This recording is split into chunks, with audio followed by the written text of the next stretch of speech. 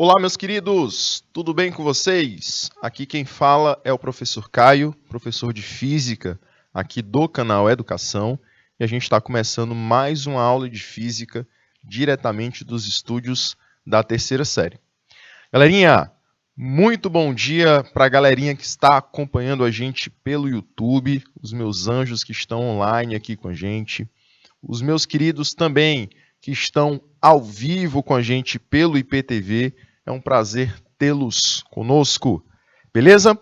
E para começar a nossa aulinha de hoje, a gente vai iniciar novamente o tema de eletrodinâmica. A gente vai trabalhar com revisões envolvendo a eletrodinâmica. Essa área da física, jovens, ela é diferente da eletrostática. De que maneira, professor? Ela é diferente porque nós vamos trabalhar as cargas em movimento agora. Nós estaremos trabalhando as cargas quando elas estão ganhando força e energia para se movimentarem, certo? Quais são os temas que a gente vai abordar, professor? A gente vai estar tratando nessa eletrodinâmica os seguintes temas: corrente elétrica, potência elétrica e energia elétrica, resistência elétrica e as leis de Ohm, certo? Então deixa eu dar aquele bom dia especial aqui para a Adriana, que chegou no chat do YouTube, toda a galerinha que está pelo IPTV também, e pode já pegar teu material, tua caneta, teu lápis, tua borracha, teu caderno, e já vamos começar a nossa revisãozinha, tá bom? Então, se prepara, porque você não pode perder nada do que eu vou falar aqui sobre a eletrodinâmica. Para começar, a gente vai começar com a corrente elétrica. É o primeiro conceito que eu trago hoje para vocês. Corrente elétrica, jovens, é o nome que se dá ao fluxo ordenado de portadores de carga. Como assim, professor? Corrente elétrica será o nome dado para um movimento ordenado de cargas elétricas, ou seja, de elétrons livres. Só se movimentam elétrons que estão livres, que têm liberdade para se movimentarem. Então, a corrente elétrica, se ela é o nome do movimento dessas cargas, então são elétrons livres em movimento, certo? E eles estão onde, professor? Eles estão em um condutor elétrico, em um material que conduz eletricidade com facilidade. E aqui eu trouxe um comparativo para vocês. Um movimento ordenado e um movimento desordenado. Quando é que eu tenho um e outro? O movimento ordenado, vamos começar por ele. É um movimento em que eu tenho elétrons livres sempre se movendo para o mesmo lado, sempre estando em um fluxo seguindo uma ordem, tá? E esse movimento ordenado, ele acontece por conta de uma diferença de potencial, por conta de uma DDP, certo? Então você observa que existe uma diferença de potencial entre os pontos desse meu circuito, certo? Eu tenho aqui, jovens, uma DDP-U entre os pontos A e B do meu circuito, tá? Entre os pontos A e B do meu circuito, eu vou observar essa DDP, certo? Professor, e eu só tenho movimento ordenado na presença dessa DDP, né? Exatamente. Você só terá movimento ordenado quando eu tenho a presença de DDP. Movimento desordenado, jovens, o que seria?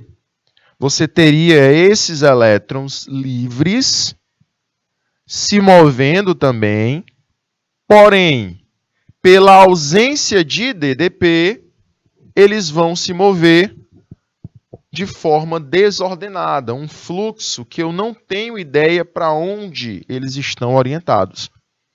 Então, um vai para a esquerda, o outro para cima, o outro para baixo, um para a direita.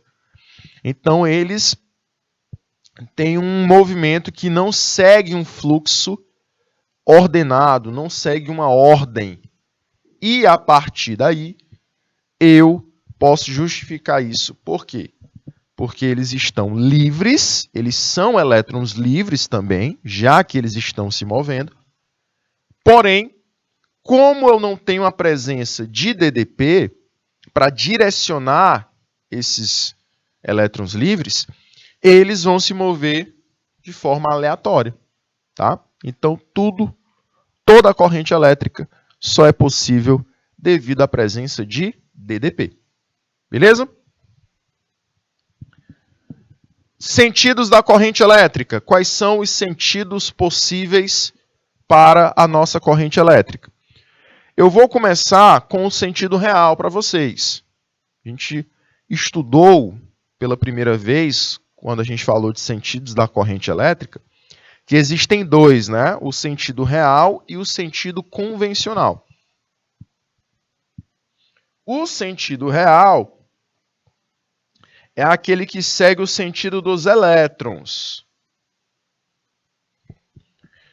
Por isso que ele fala que é o movimento dos elétrons. Como assim, professor?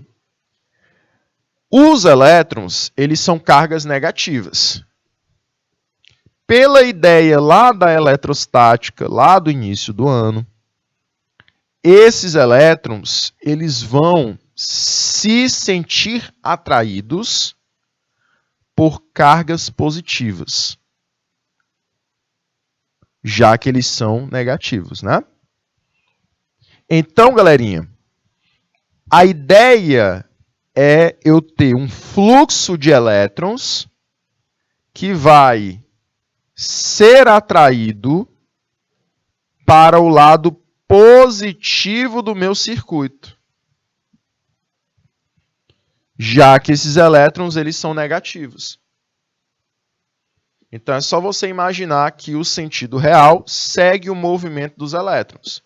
Eles vão sempre ser atraídos para o lado positivo do circuito. E o convencional, professor? O sentido convencional é um sentido teórico. É um sentido que nós iremos usar na teoria.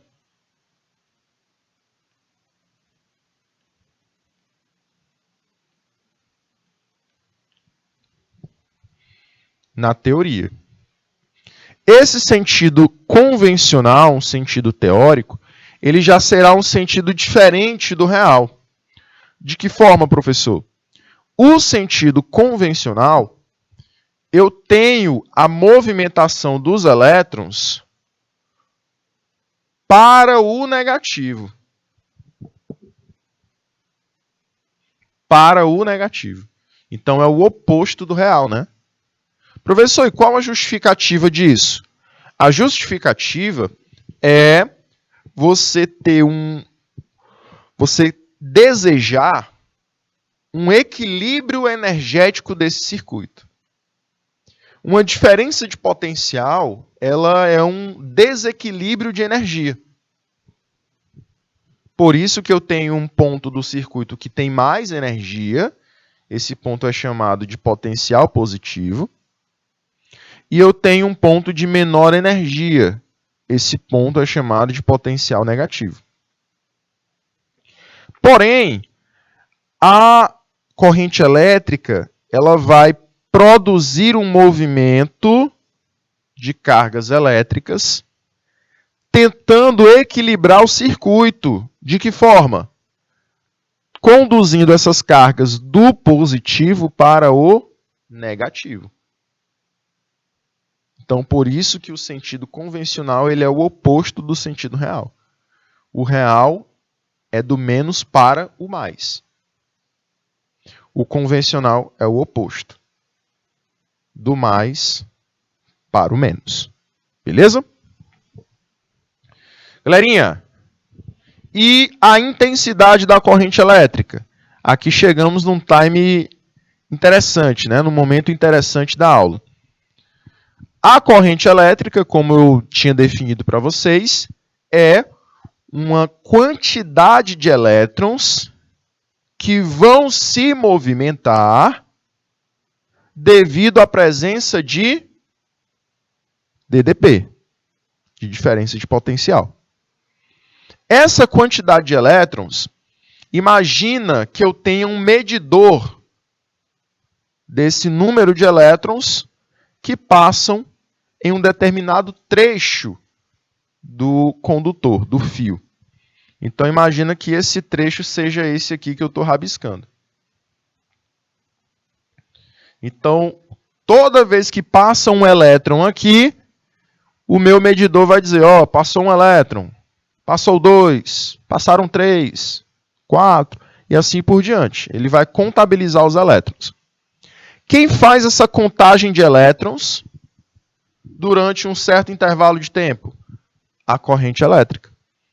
Ela vai me dizer qual é a quantidade de carga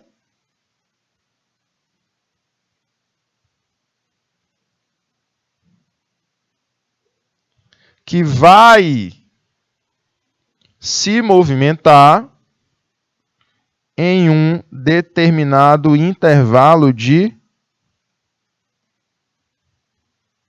tempo. Qual é a quantidade de carga que vai se mover, que vai se movimentar em um determinado intervalo de tempo. Certo? Essas cargas, elas são medidas em quê?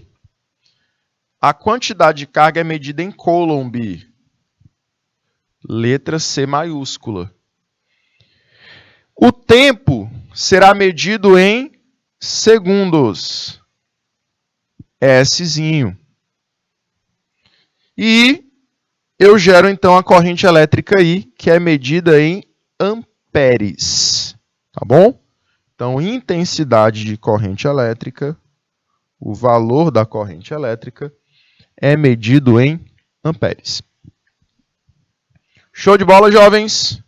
Bacana?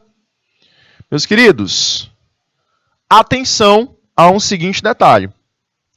Eu tenho outra expressão, outra questãozinha que vai possibilitar encontrar a corrente elétrica.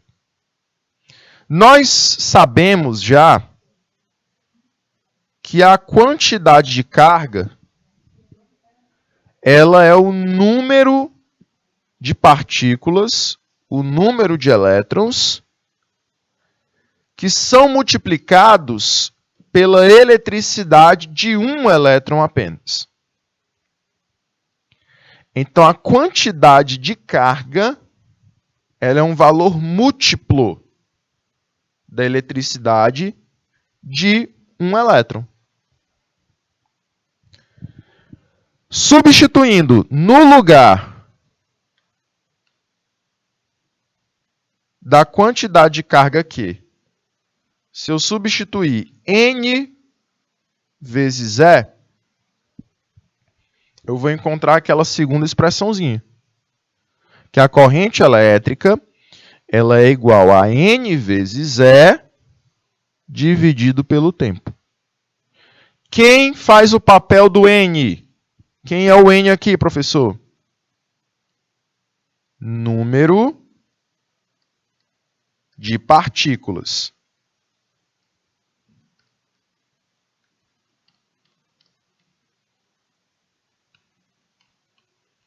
Quem faz o papel da letra E?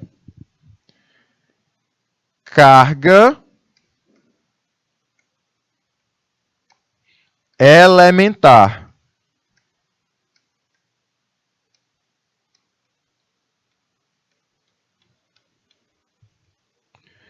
Quem faz o papel do ΔT é o tempo, né?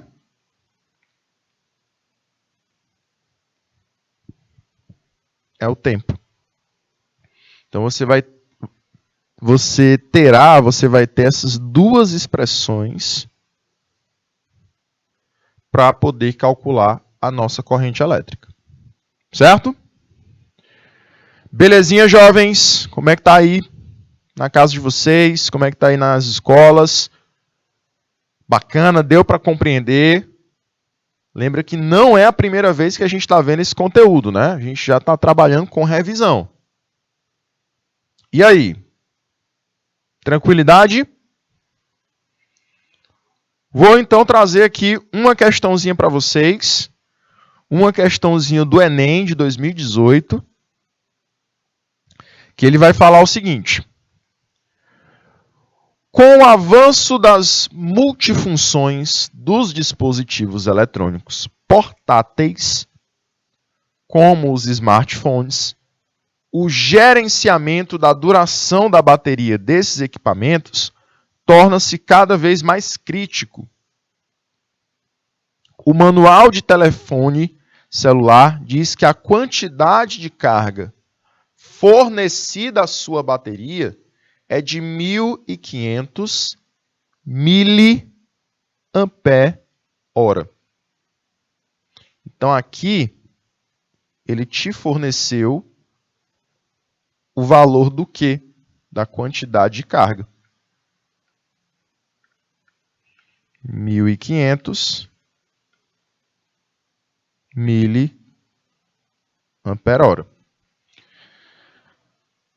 Certo? Olha aí. A quantidade de carga fornecida por essa bateria em Coulomb é... Vamos ler direitinho. Ó. Com o avanço dessas multifunções do dispositivo, ou seja, com inserção de câmera, com melhorias na tela, para o touch, para você visualizar melhor os vídeos, para você colocar mais aplicativos, aumento da memória, do processador, né, para você jogar jogos mais pesados. E isso vai ter um ponto crítico. Qual é o ponto crítico? É você ter uma menor bateria. Certo? E aí ele diz o seguinte. Eu tive, né, uma crítica duração da bateria. Tem celular que às vezes não dura nem um dia todo. E aí ele diz, o manual de um telefone diz que a quantidade de carga fornecida pela sua bateria é de 1.500 mAh. Então aqui a gente tem a nossa quantidade de carga em mAh. Ele quer que você determine essa quantidade de carga em Coulomb. E agora, professor? O que eu posso dizer sobre essa situação? Jovens, ele deu a quantidade de carga em uma unidade diferente. Mas essa unidade, ela pode me ajudar a achar a carga na unidade padrão. O que significa miliampere-hora? Significa para mim o seguinte, que eu tenho uma corrente elétrica em miliampere e um tempo em horas. Então, a partir desses 1.500, o que eu consigo interpretar? Eu consigo interpretar que a minha corrente elétrica ela é 1.500 miliampere e o tempo ΔT é de 1 hora. certo? É isso que eu consigo interpretar. Porém, eu não posso usar o tempo em horas. Eu tenho que transformá-lo para segundos. E eu não posso usar a corrente em miliamperes. Eu tenho que transformá-la para ampere. Esse mili é um prefixo decimal, né? E aí você tem que lembrar desses principais prefixos. 1 mili vale 10 elevado a menos 3. Aí você tem o próximo. 1 micro, parece um uzinho, né?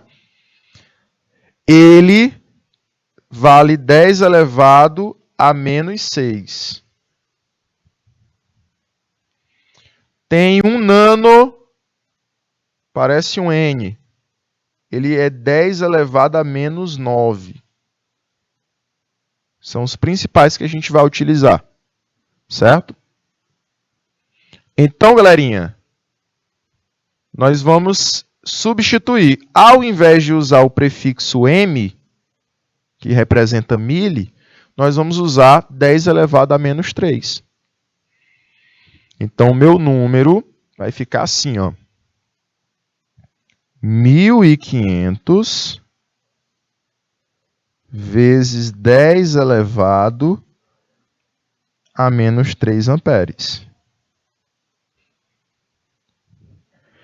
E 1 hora?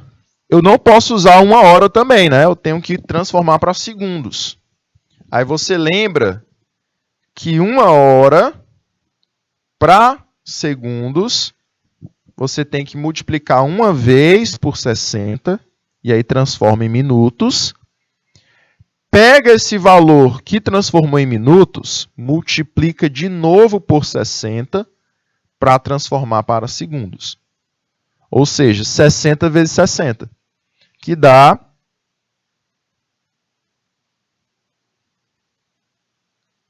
3.600 segundos. Então, são os valorizinhos de azul que a gente vai usar no cálculo, tá? Beleza? Vamos então. Meus queridos, nosso objetivo qual é?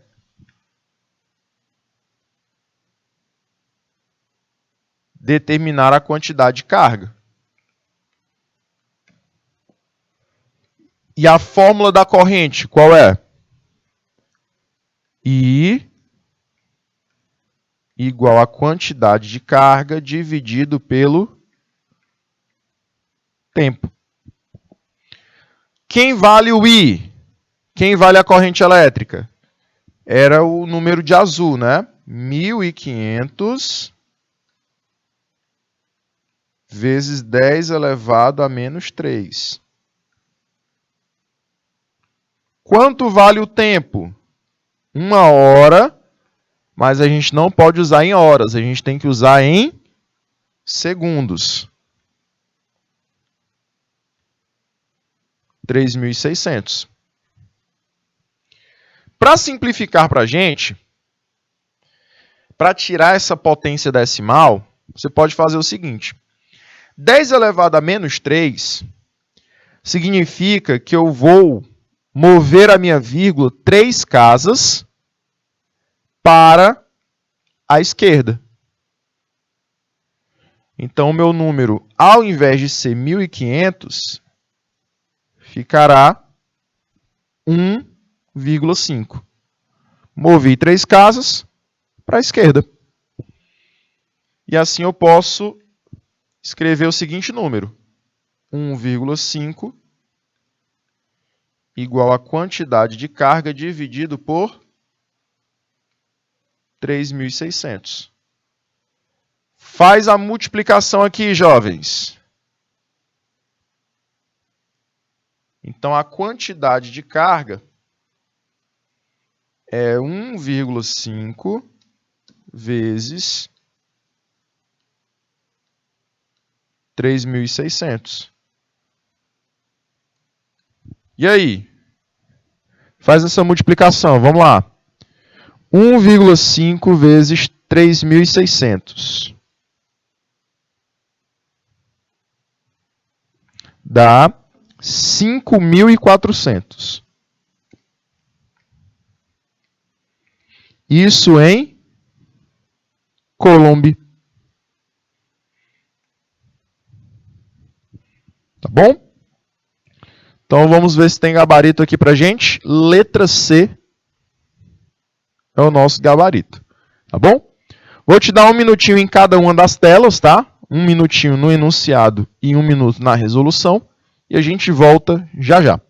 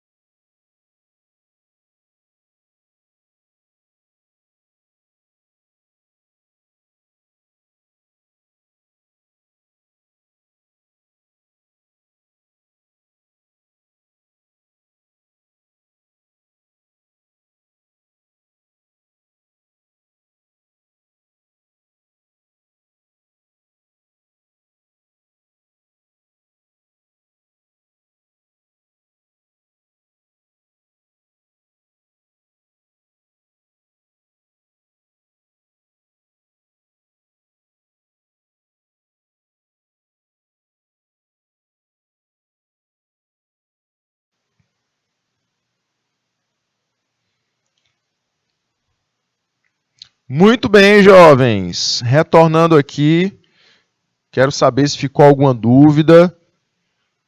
Quero saber se está tudo bem aí. Observe aí o nosso gabaritinho, letra C, como a gente combinou, né?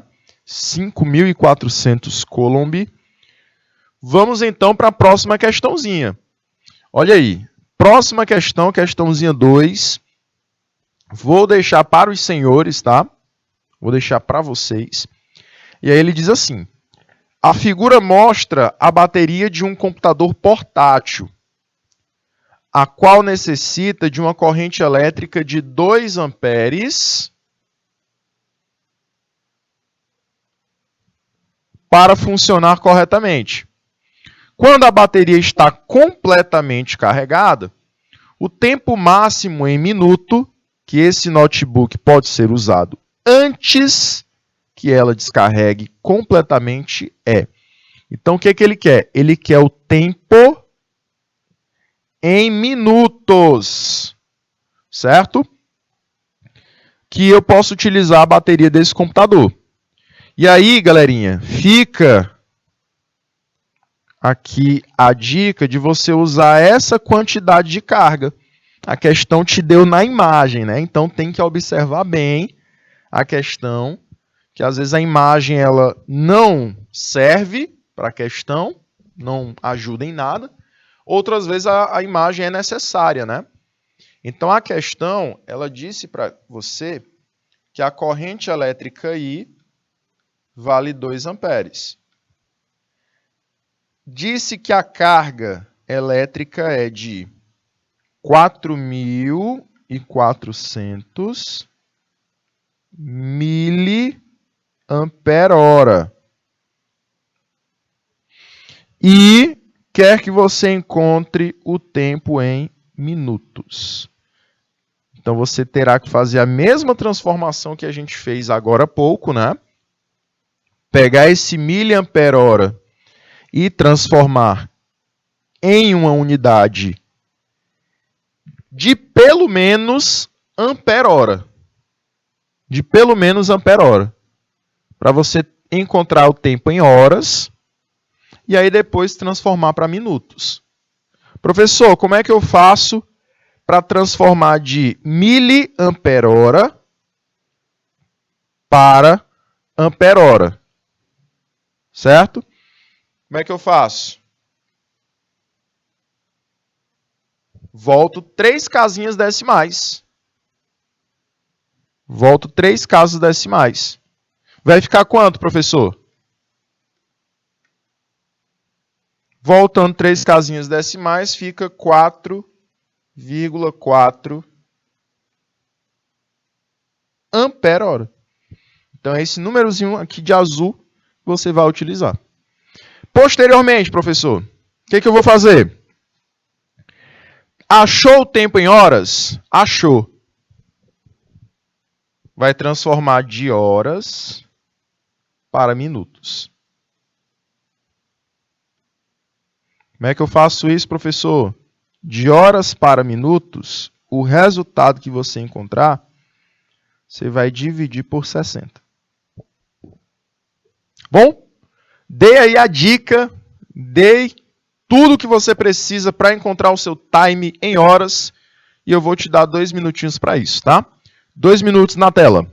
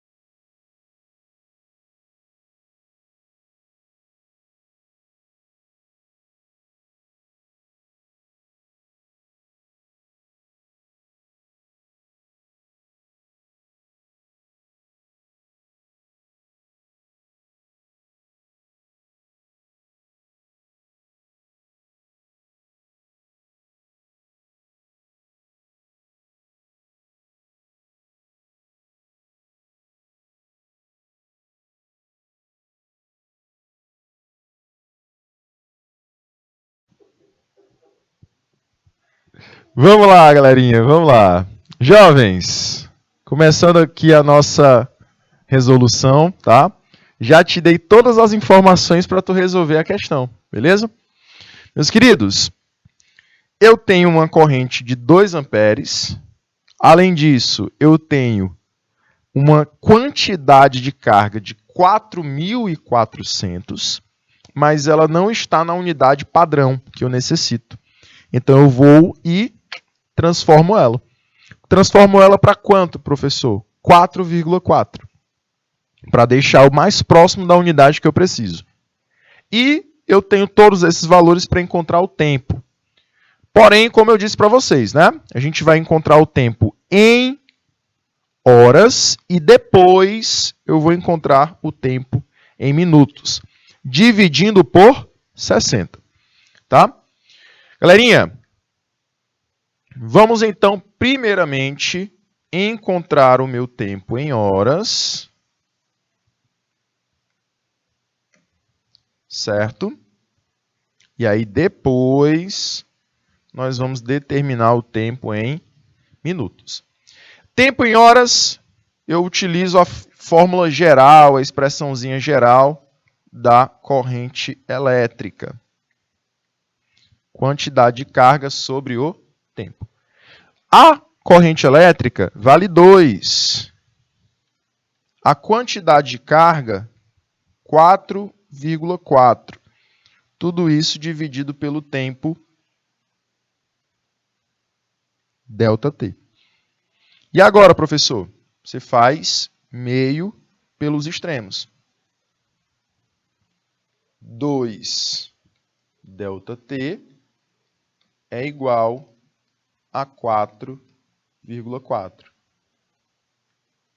ΔT seria 4,4 sobre 2, que dá 2,2 horas. Certo? Aí você vai lá no enunciado. Você vai observar o seguinte: não tenho tempo equivalente. Por quê? Porque eu achei em horas, né? O que eu vou fazer, jovens? Eu vou multiplicar esse valor por 60 para que a gente possa encontrar o meu tempo em minutos. Então, você vai pegar 2,2 e multiplicar por 60. Agora sim, eu vou encontrar o meu tempo em minutos.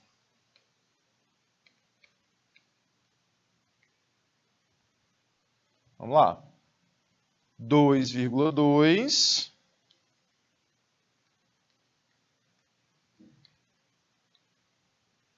vezes 60 vai te dar quanto, jovens?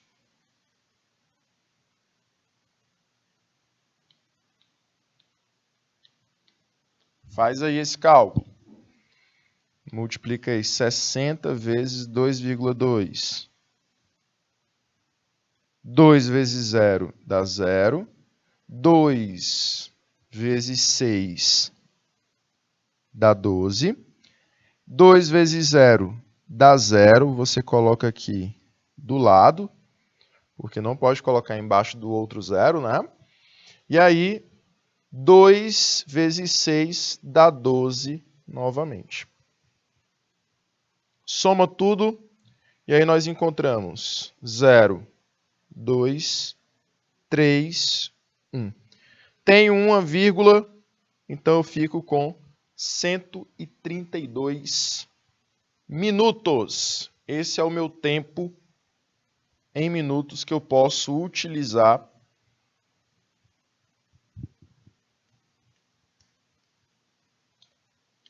o meu computador.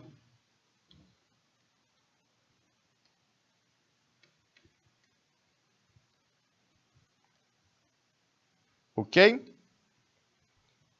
Beleza, jovens? Meus queridos, vou te dar 1 minutinho na resolução e a gente volta já já. 1 minutinho.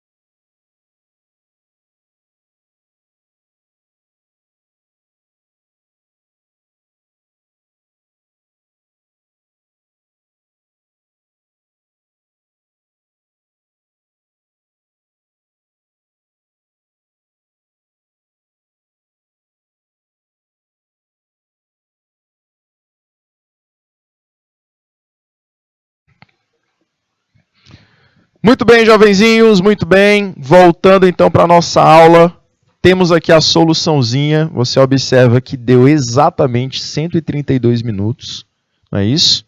E aí a gente vai falar sobre a resistência elétrica, tá? Resistência elétrica, o que seria, professor? É a capacidade que um material condutor possui de se opor à passagem de corrente elétrica. Jovens,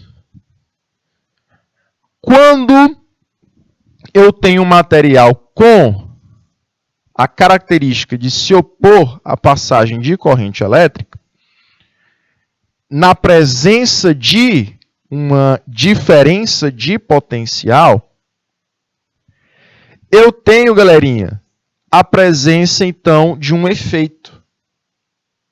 Eu tenho o efeito chamado Joule, certo? Esse efeito também é conhecido como efeito térmico da passagem da corrente elétrica. Ele é um efeito de aquecimento do material quando eu me oponho à passagem das cargas elétricas, o movimento das cargas elétricas.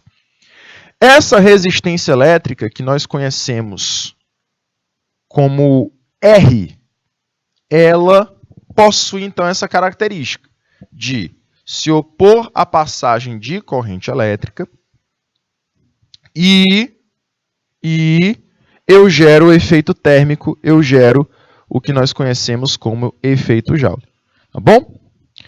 Bom, meus queridos, de forma mais engraçada, né, de forma mais para passar uma ideia representando mesmo visual, mas também deixando bem engraçado a situação, o que acontece dentro do fio condutor basicamente se assemelha a isso.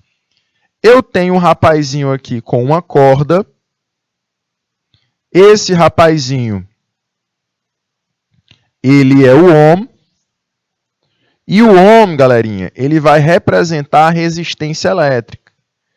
Ele vai representar, jovenzinhos, o fato de um material, um elemento do circuito, resistir à presença de cargas elétricas passando pelo fio condutor. Quem é a carga elétrica? É o ampe, é o amperes.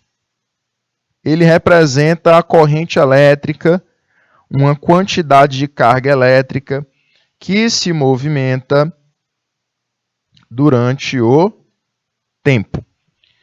Porém, tem alguém que está tentando ali empurrar, tem alguém que está tentando dar energia para esse ampe, para esse amperes. Quem está tentando ali dar energia é o volt, que representa a DDP. Então, observe. Eu já sei que na presença de DDP, eu tenho corrente elétrica. Na presença aqui do rapazinho verde, que é a DDP, eu tenho a corrente elétrica empurrando todo mundo, todas as cargas, possibilitando o movimento dessa quantidade de cargas. Porém, jovens, existe uma resistência elétrica. Existe uma resistência elétrica que vai tentar impedir, que vai tentar forçar a diminuição da quantidade de cargas que passa por esse material. Jovens, o efeito de tudo isso é o efeito Joule, que é o aquecimento do material, certo? E assim a gente pode determinar essa resistência elétrica utilizando duas leis, duas expressões matemáticas que a gente vai já falar que são as leis de Ohm. Mas antes, a gente vai definir o que é um resistor. Quando o próprio material ele já não possui uma resistência, você possibilita essa resistência aparecer através de um elemento de circuito chamado de resistor. O resistor ele tem essa função de transformar a energia elétrica em térmica. Então, qualquer material, qualquer elemento que tem essa função de produzir calor, de produzir energia térmica através da energia elétrica, ele está produzindo o efeito Joule. Porém, como eu disse, existem materiais específicos para isso. Esses materiais são os resistores. Certo? E no nosso cotidiano nós temos a presença de eletroeletrônicos, temos a presença de eletrodomésticos que vão possuir resistência elétrica por terem resistores. Um exemplo disso é o ferro de passar, o chuveiro elétrico, que são eletrodomésticos, eletroeletrônicos, que possuem resistência elétrica pela presença de resistores. Visualmente, esses resistores eles são representados dessa maneira, tá? São pequenos elementos, todos coloridinhos, e essas faixas coloridas, elas representam, jovens, uma característica do material, que é a sua resistência. Quanto maior for o número de faixas e quanto mais coloridas elas são, maior vai ser o número dessa resistência. Cada cor de cada faixa representa um número diferente. E é assim que você pode conseguir contar a resistência desse material.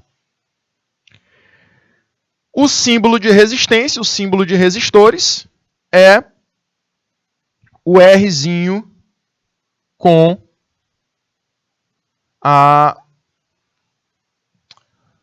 esse zigue-zague, né? Com essa semelhança a um fio em zigue-zague.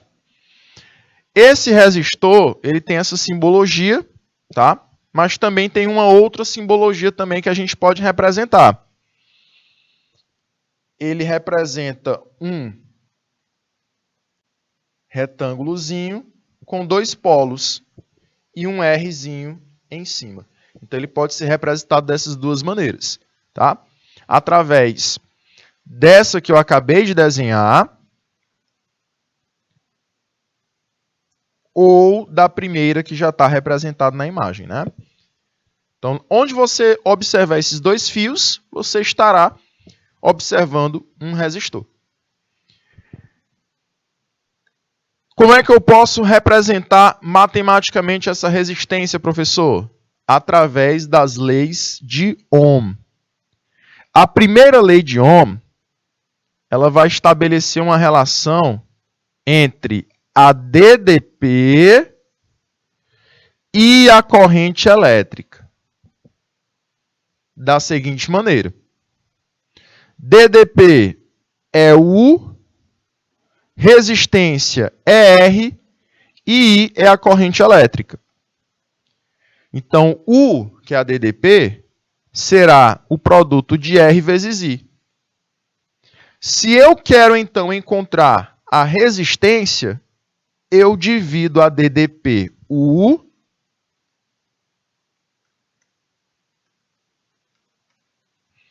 pela corrente elétrica.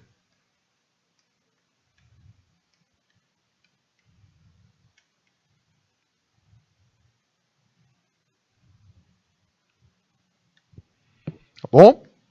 Então você pode dividir essas duas grandezas e encontrar a resistência.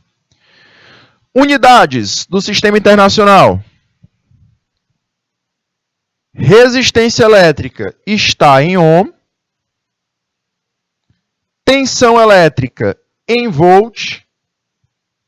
E corrente elétrica tem que estar em amperes. Certo?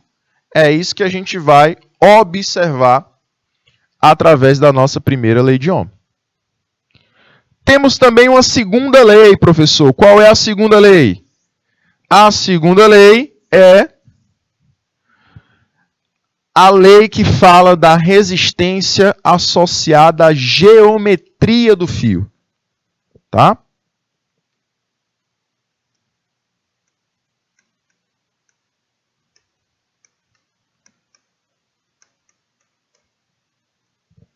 Geometria do fio.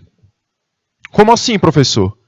A resistência, ela será a multiplicação da resistividade, ou seja, a capacidade do material de resistir à passagem de corrente elétrica, vezes o comprimento L do fio, ou seja, o tamanho do fio. Tudo isso dividido pela área desse fio. Tá? Então a gente pode, por exemplo, dizer o seguinte, que quanto maior é a resistência, maior será o fio. Então, para fios mais longos, eu tenho maiores resistências.